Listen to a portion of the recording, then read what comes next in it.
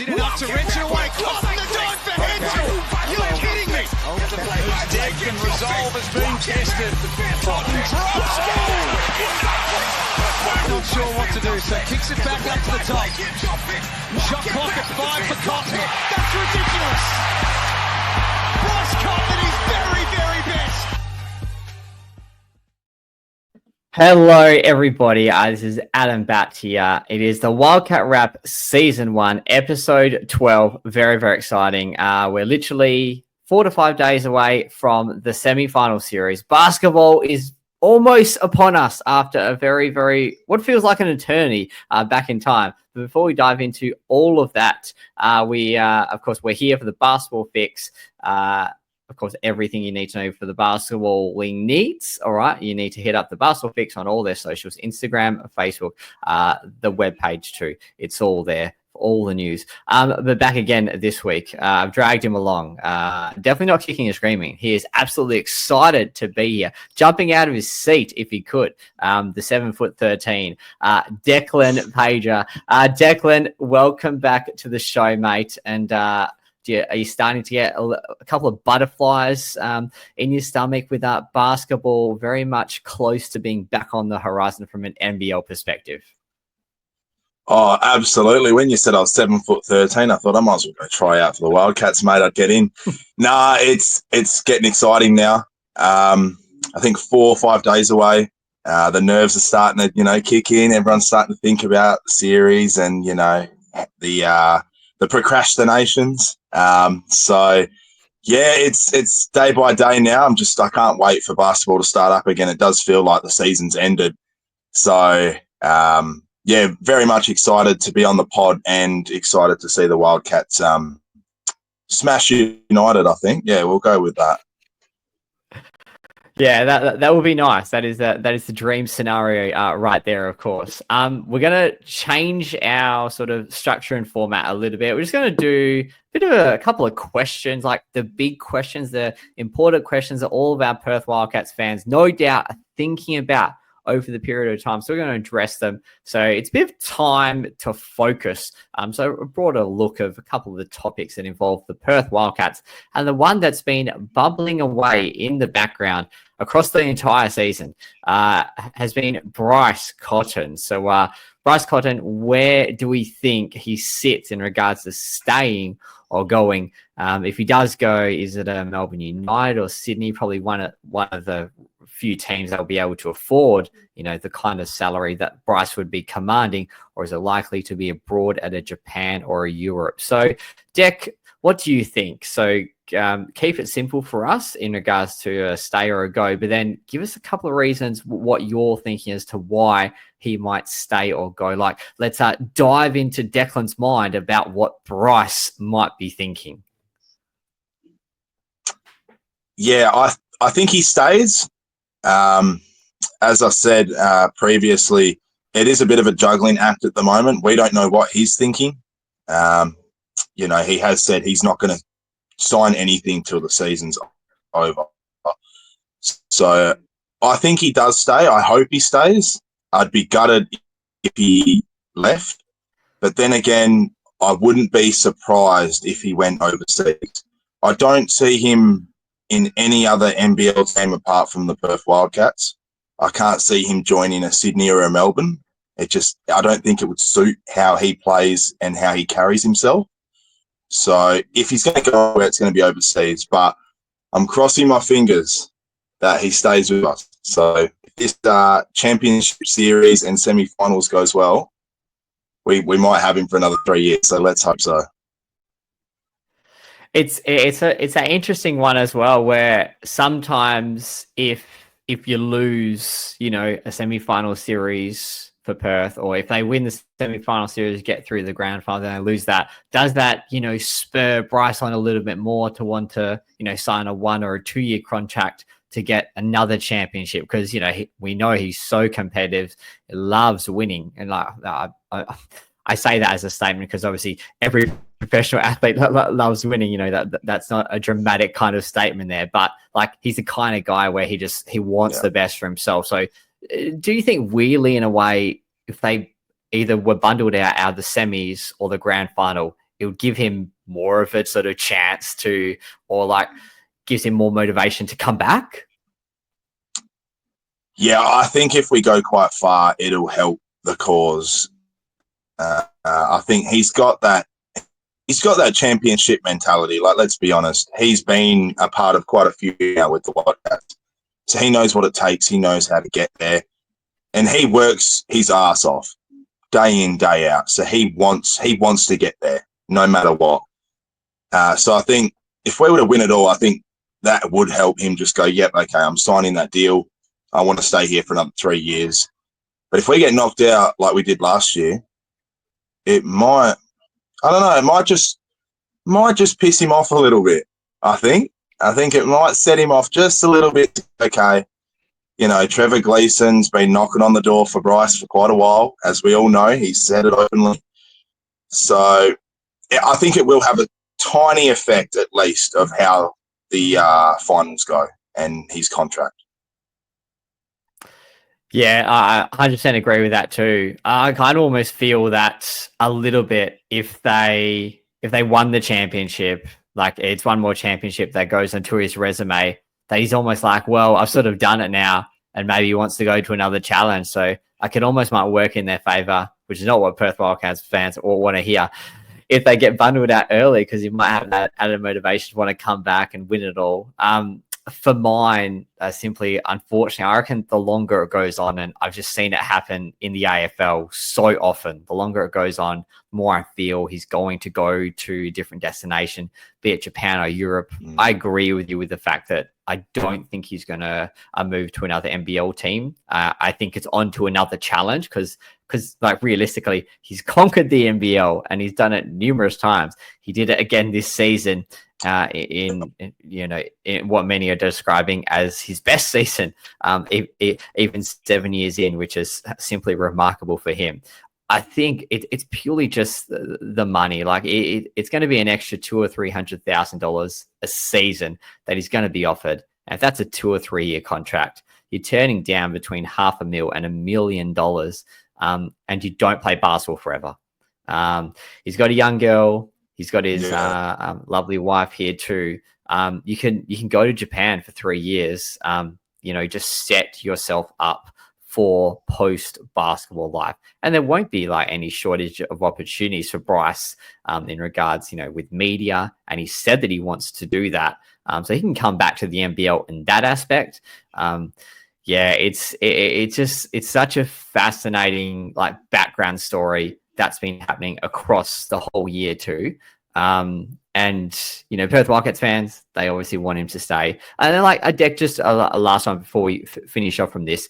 I'm sure you've got, many feelers within the Perth Wildcats community, lots of friends and family that are Perth Wildcats fans too. Like and this is, of course, not on the run sheet, Deck. I'm sort of throwing this at you impromptu, but like what are their thoughts and feelings? Like, what are they saying about, their ideas and attitudes towards Bryce either staying or going, just before we round this chat out?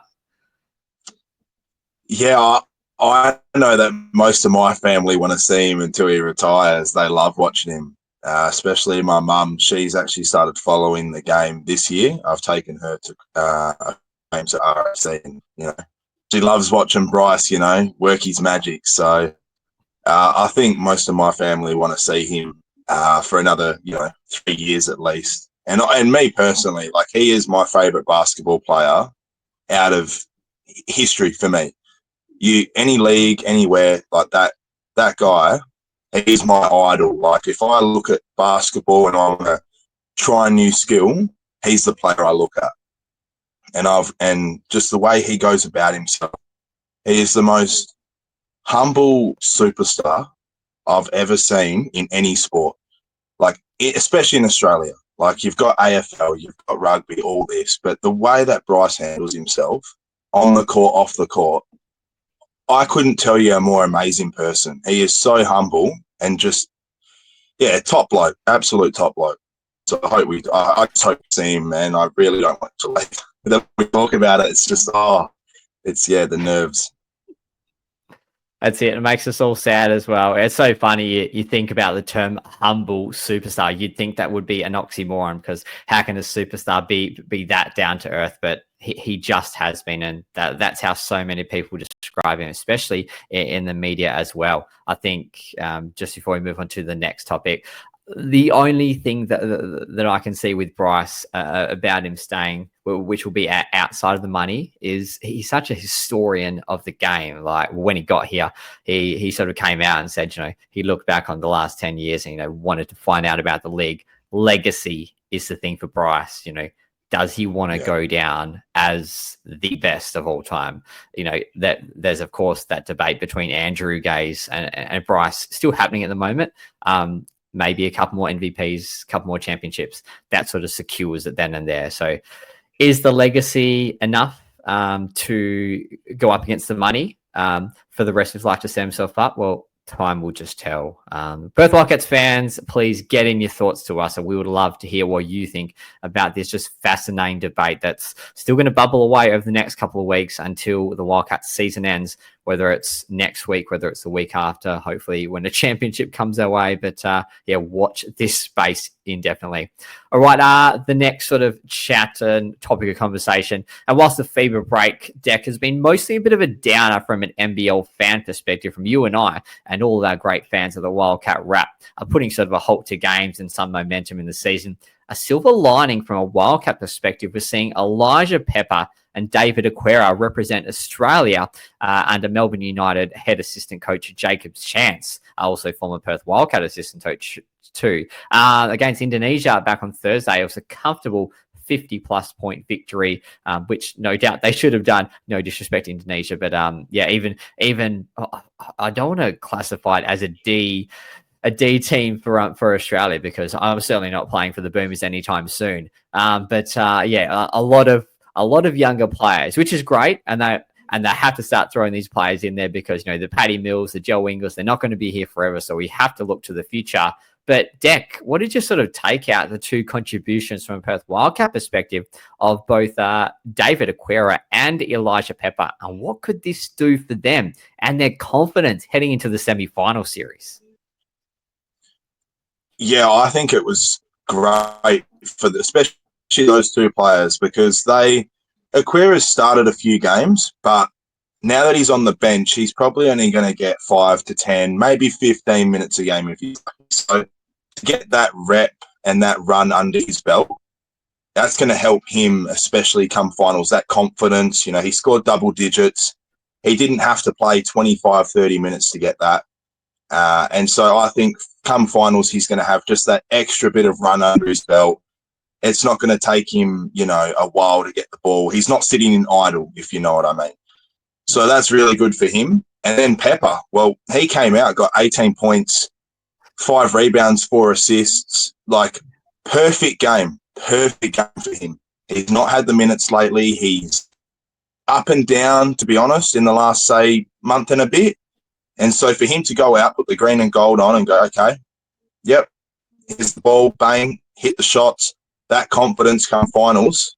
If we see that from him in the final series against Melbourne, that's going to be hard for them, because that's just another weapon.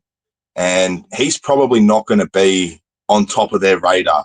Everyone's got BC and whatnot. But for Pepper to come out and just hit the same shots that Bryce can and be that extra, nuisance, slash menace on the offensive end, perfect. So I think, great job to both those boys.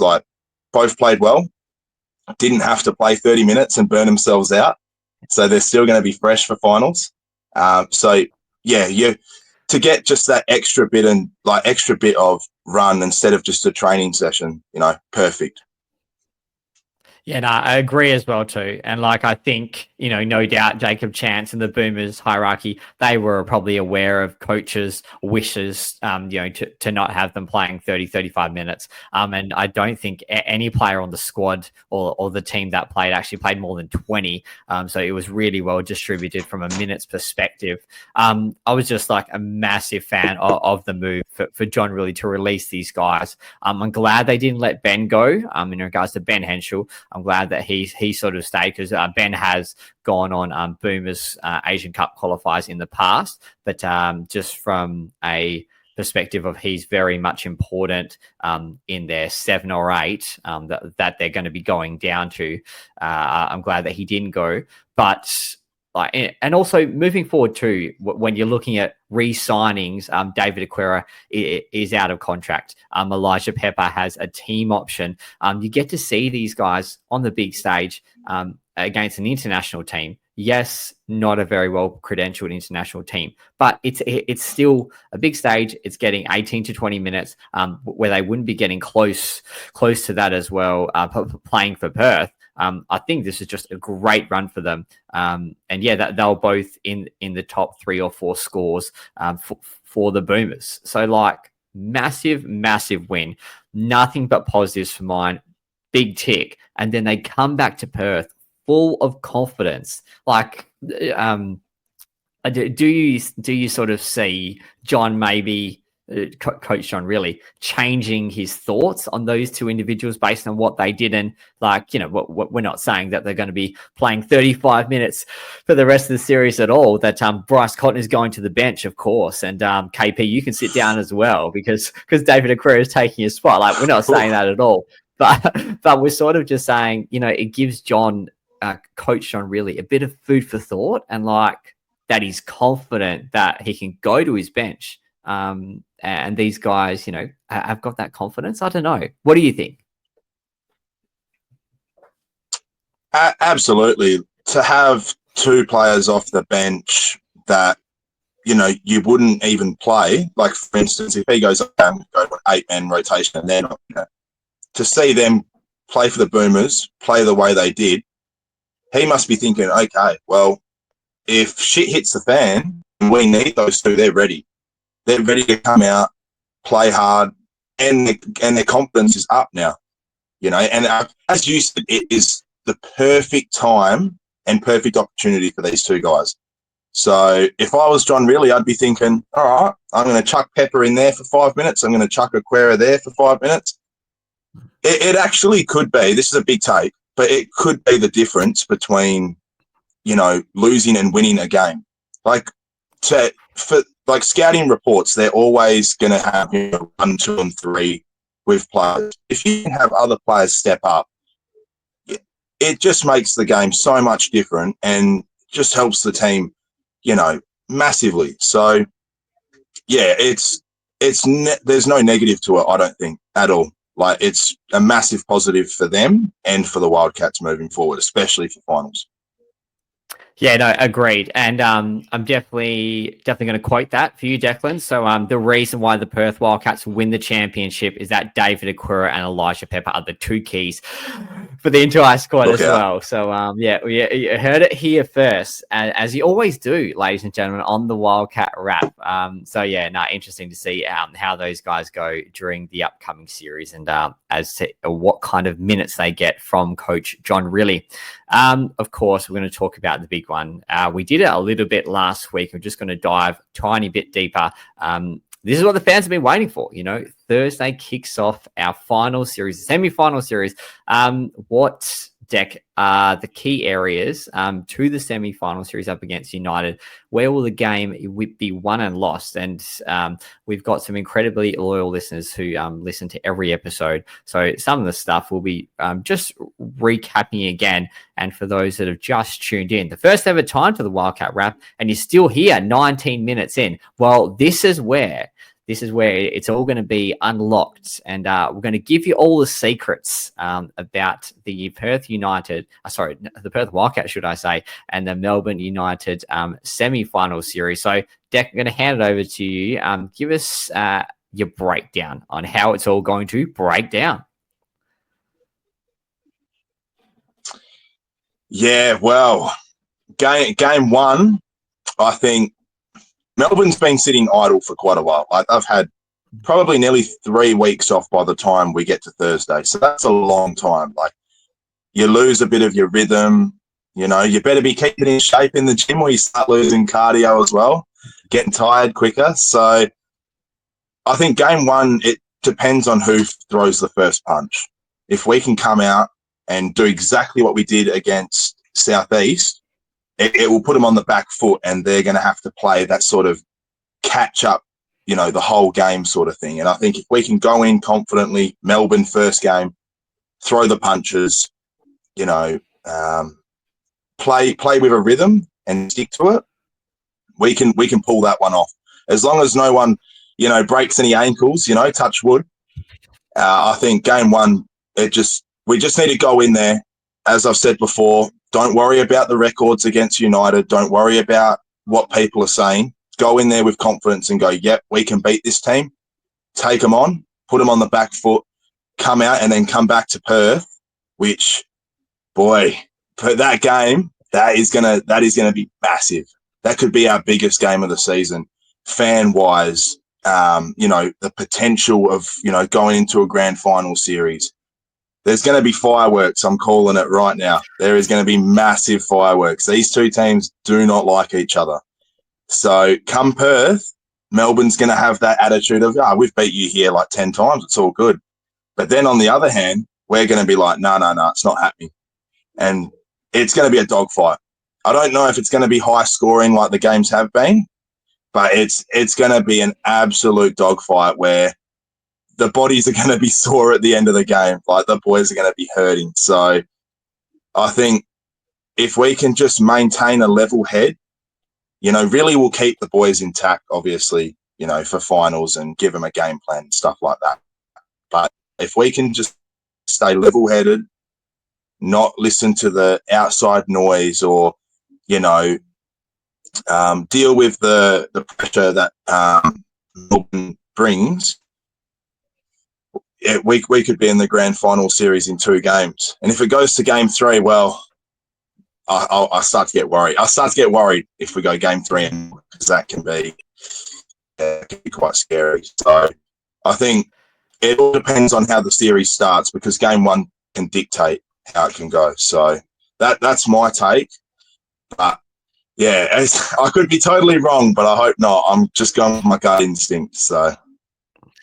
No, you always have to follow and trust your gut, Deck. So that's the rule when it comes to betting and of course gambling responsibly, but also tipping too. You just got to go with your gut eventually. Sometimes you follow the head, but it doesn't always lead you. That gets me in trouble. Lead you the way. That's right. There we go. Previous experience speaking here. I did like a tiny little breakdown just of points per game. So Perth are 5.3 more points per game across the season than United, plus 1.3 in steals, plus 6% from the free throw line. So they're shooting quite well from the free throw line, but minus 2.6 assists. So don't move the ball as much maybe compared to United. Most other stats really across the board are pretty comparable. So these are 2 even teams going into this contest. And like you're putting a battle between, high octane offense, free flowing offense up against that, stringent, and what Melbourne United have been known for so long, just tough defense. So we know that, Melbourne United, more than likely, they're not going to be scoring 100 points. So it's kind of, can Perth, restrict them enough? Because we know that they're going to be able to score to the point where I think that they'll have enough on the board, they'll have enough weapons to sort of get the better of them. And like the fact that they are, in my view, quite close from a stats perspective across this season, it's kind of weird because they're 0-3 up against United this season. And they're actually 2-8 in their last 10 outings against Melbourne. And you saw... Yeah, terrible record. So you touched on that earlier as well. But like those 3 games, obviously they got destroyed. They got whacked in that first game. I think it was round 2. The game in Melbourne, Perth led at halftime. That they were quite dominant, and then of course Chris Goulding put on an absolute masterclass, and it was a mixture of Chris just being great because we know we hate Chris. We hate Chris Goulding. Yeah. But he's a really good player, so you can't deny him that. But also a bit of terrible defense from Perth. So it was a little bit of both. And then the third game, the game in Perth, Jan 20 or thereabouts, that was just a really, really great contest. And what we sort of broke that down last week too. So like they're not that far away as what the record suggests. just before we sort of wrap up on this and sort of finish the series, let's go again to a couple of players, Dec, that you see, maybe across both teams, who are going to be the important players in this series, or players that you think will have a really strong bearing on the way that's going to go? Yeah, I'll start with our team, Wildcats, because that's what this podcast is for. I think Tai Webster.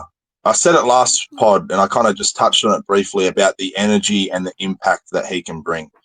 And as I've said before, people have their, judgment and criticism of, how he plays the game and whatnot. But if he can, as I've said, if he can stay out of foul trouble and his playmaking ability, that's what can open up Bryce or open up Doolittle, or, Pinder can slash to the rim. So if he can dictate that and run the offense with his playmaking skills, it's going to go far for us. It's going to be important, because we can't have Bryce bringing the ball up, especially with Illy and Delhi just on him. Like, they are good defenders. I give them props for that.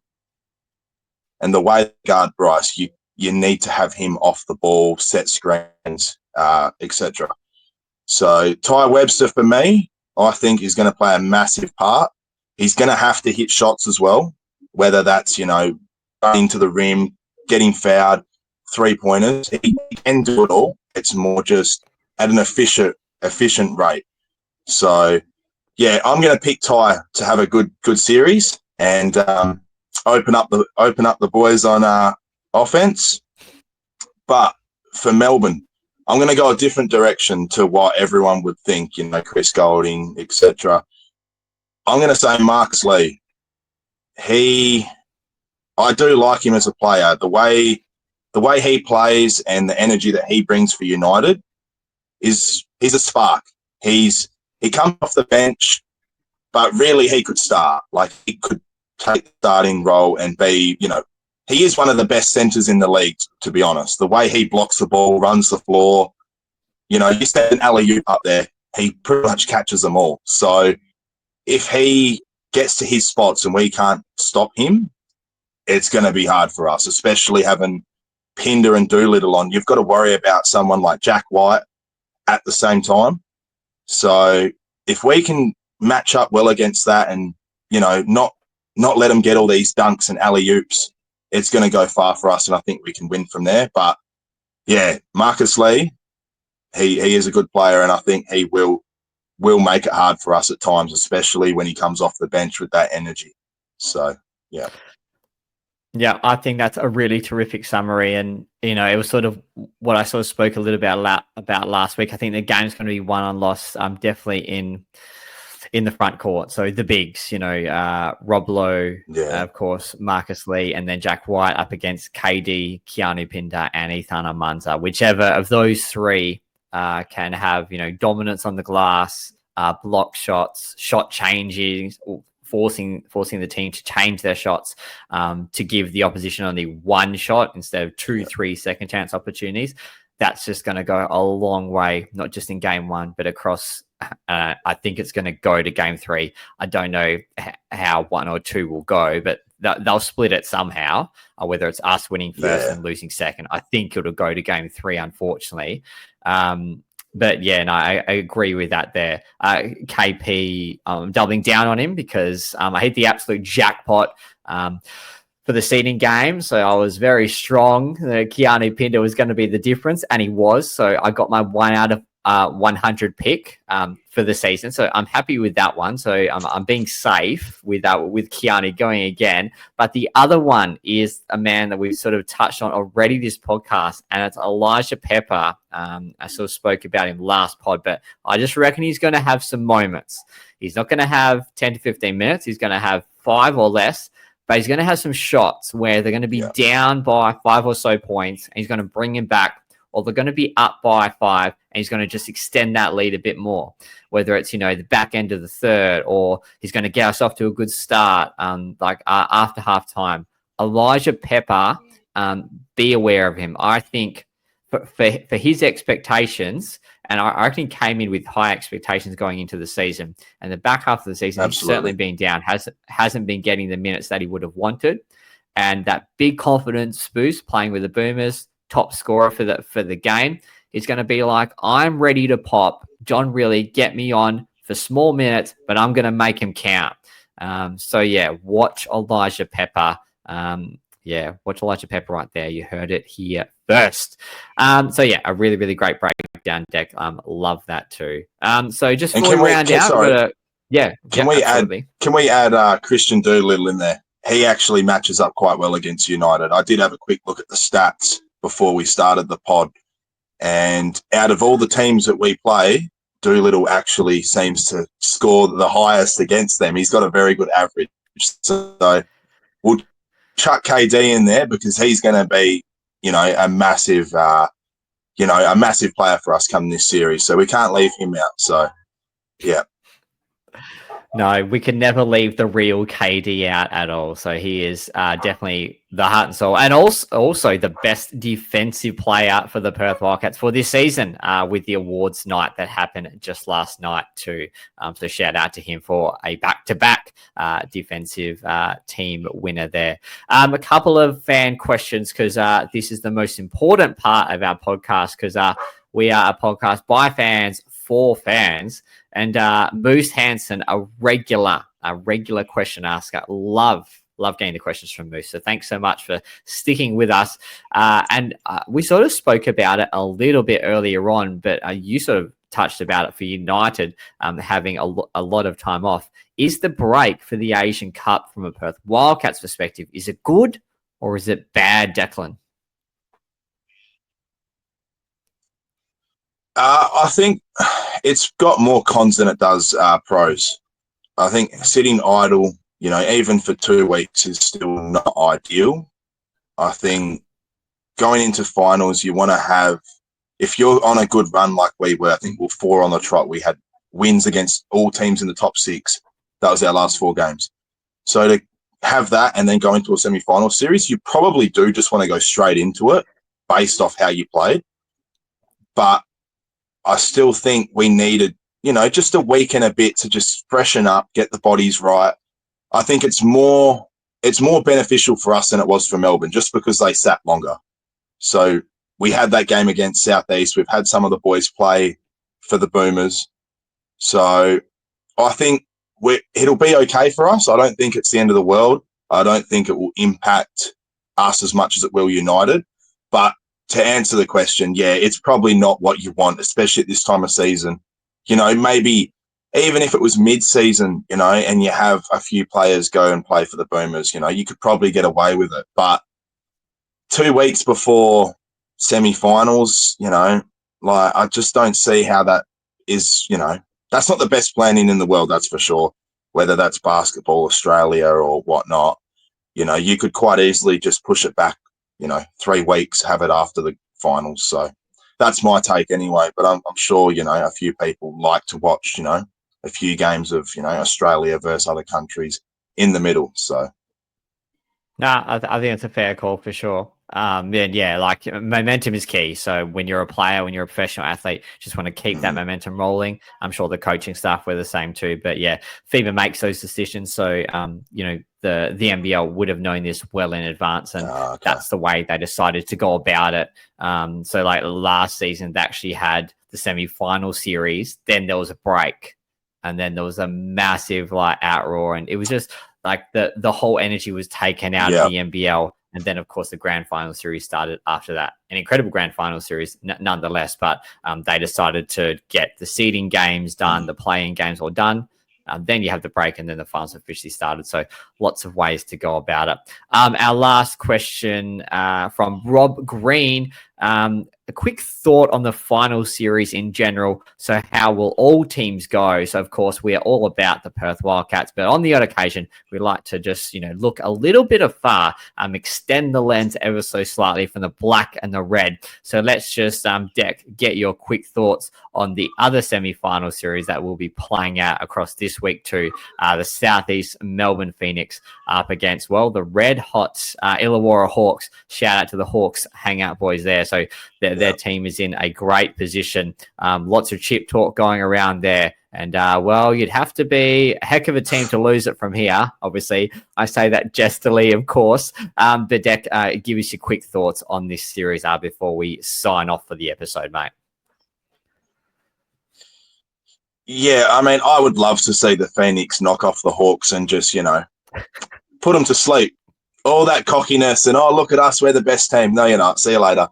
Nah, I think Illawarra cleans them out. If I was to give a guess and I put my money on it from a betting wise, I'd say Illawarra cleans out Southeast Melbourne. I just can't see, the Phoenix beating them in 3 games, let alone 2. Tatum, he has that team just like clockwork. Each player comes in, plays their role. Yeah, they're structured,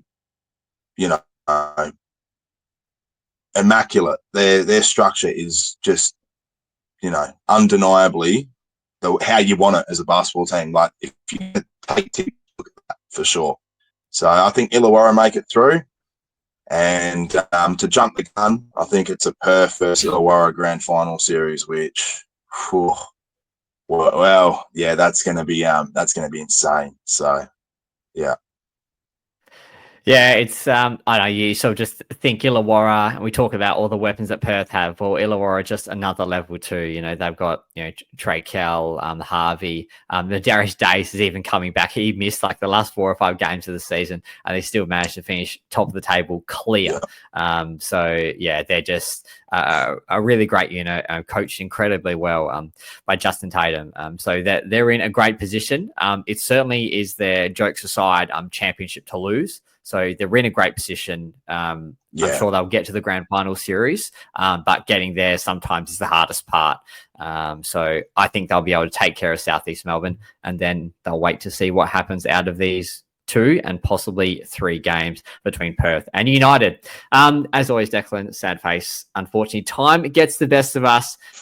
So why don't you do one quick little rally and shout out to our Perth Wildcats fans, and maybe a big thank you to Mark Arena for discounting the tickets to make them more affordable for finals than what they are normally for regular season. So so give us a bit of a rally, a war cry to our Perth Wildcats fans after what can possibly be described as maybe a not so nice outing of attendance from our last game, albeit it was at the High Performance Centre that Perth Wildcats fans copped a lot of criticism for. How can we absolutely pack out this place, Deck? Well, it starts with sharing the Ticketek link, doesn't it? Everyone send it to your friends and family, even your grandparents, get them out of bed and say, look, let's get down to this game, It's going to be awesome. I'm bringing my son to the game, so we're going to be watching. He's definitely going to need his earphones for sure.